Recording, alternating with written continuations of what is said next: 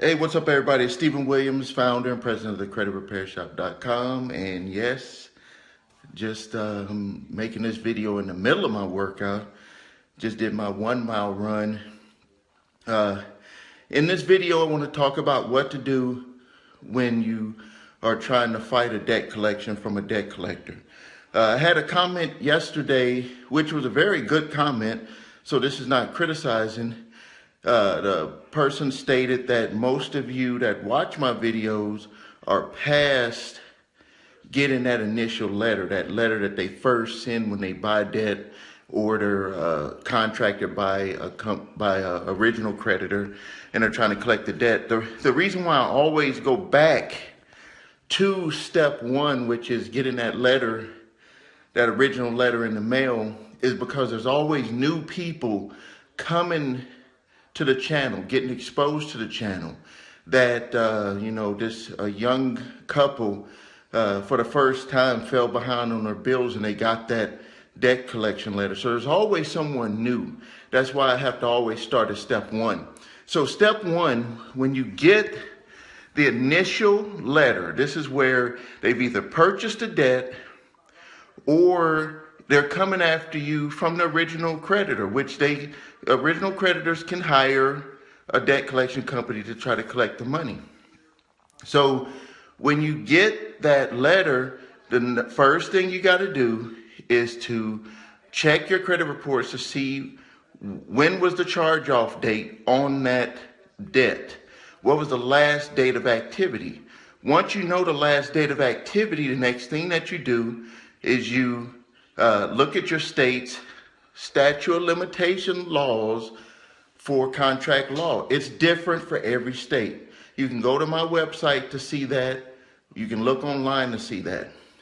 Now, step two, if they sent the letter, I think this is where that comment was mostly thinking. If they sent the letter, you disregarded it, but you know that the debt is out there, they're either calling you, somehow you know. You can do one of two things. You can wait it out until they send another letter, which I don't advise to do, especially if you're trying to move forward. You should call them up, or if they're calling you, answer the phone and simply say this: I'm not saying I owe this debt. I don't know who you are. I never did business with you. Please send everything that you have to me in writing, and don't call me anymore. Only communicate with me about this debt in question in writing. So you get it in writing. Then when you get that information, you can do what I said to do in step one. Now, if everything doesn't, if it's past statute of limitations, you simply have to write them a letter notifying them that according to the laws in your state, that the debt they're trying to collect is past statute of limitations, and that you demand or you request that they cease all collection activities, or you'll be reporting them to the proper authorities in your state. Proper authorities in every state is going to be either the Department of Financial Institution and a state attorney general, and some states have consumer divisions that will take on the duties of making sure these companies do what they're supposed to do. Or the banking commission, which banking debt collection is part of the banking sector when it goes to licensing.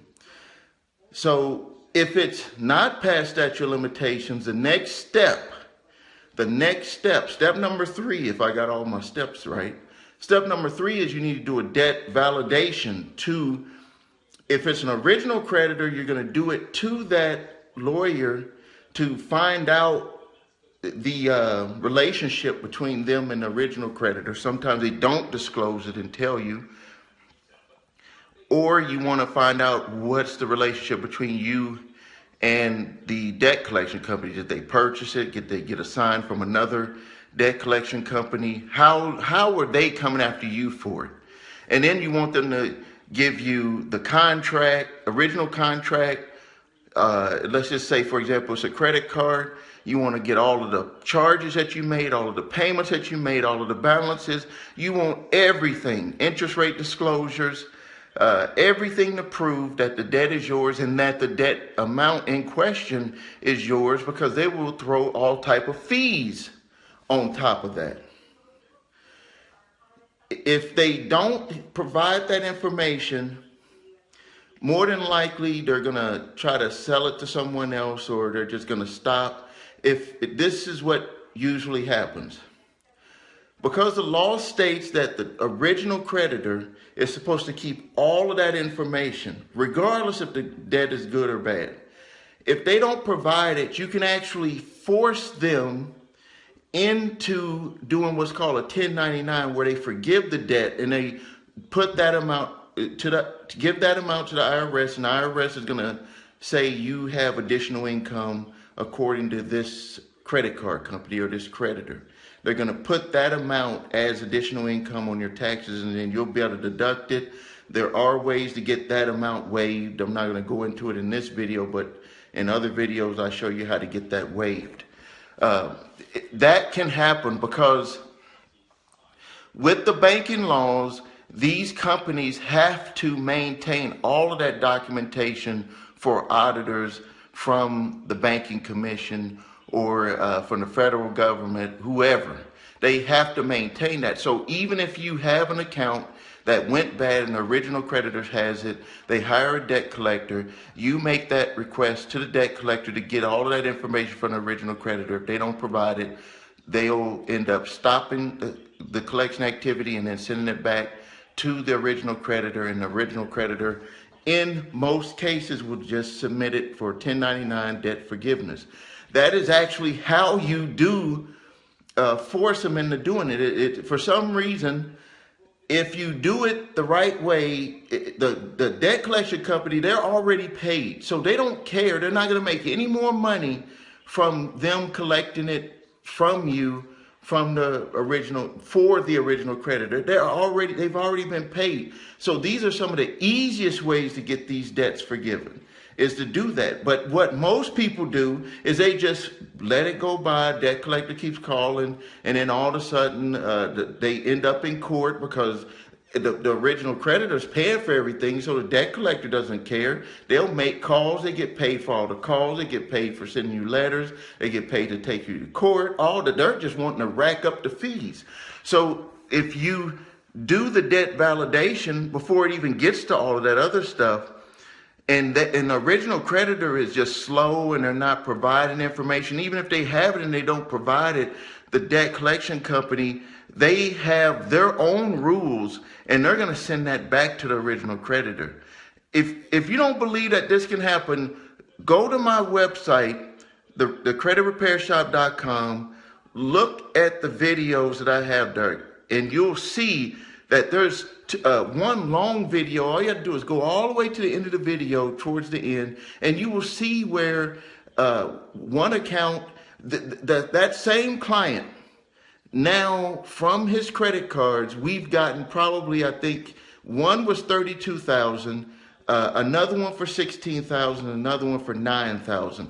All of them were 1099-C. I think I put the updated papers on my website. If not, I'll get my designer to put them on there. But the big one for $32,000 is on my website, the document, and on the video, it's on there, and there's some other ones on there where we were able to do that, and you just simply have to know what you're doing when you ask for the validation. And there's videos on here that show you how to do validation on my channel. So now let's go to the next step. I think we're on step 4, right? If it comes back validated, they prove everything. They could send you a big, thick stack of paperwork, depending on how long you had the account.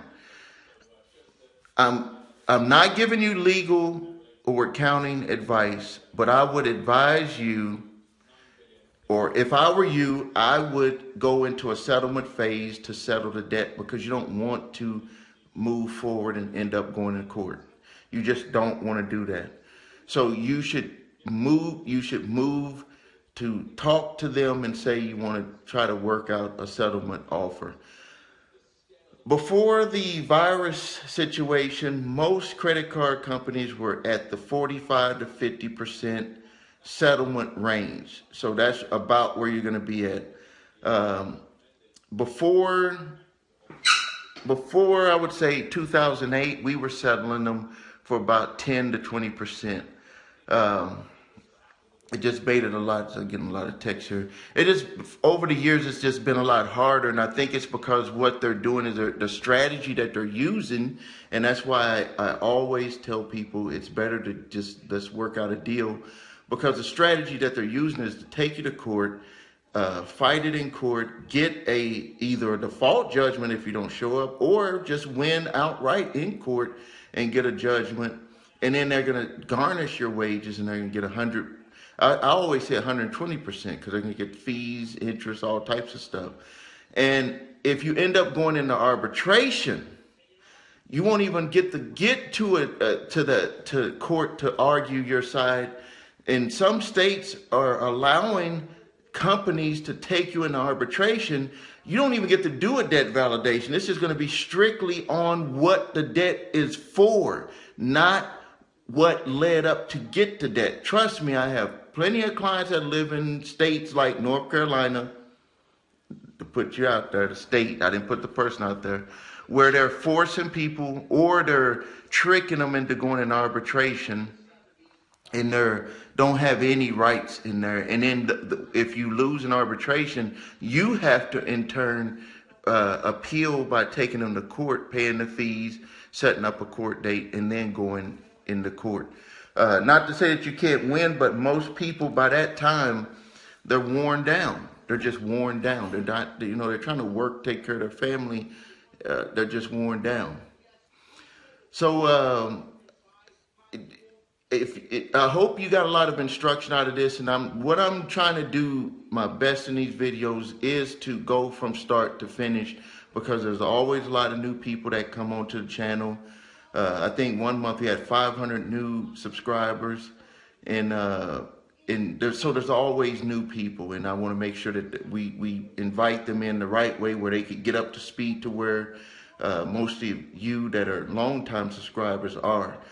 But there's also something that I want you to be aware of, and this happens with everybody, and this actually happened with me with the story I told you yesterday about the situation where I ended up having to pay a settlement on that $100,000 debt, and you have to be careful of it. And I'm glad that my wife is always with me. We make decisions together, because you can end up making a bad decision on emotion when things are pointed at you.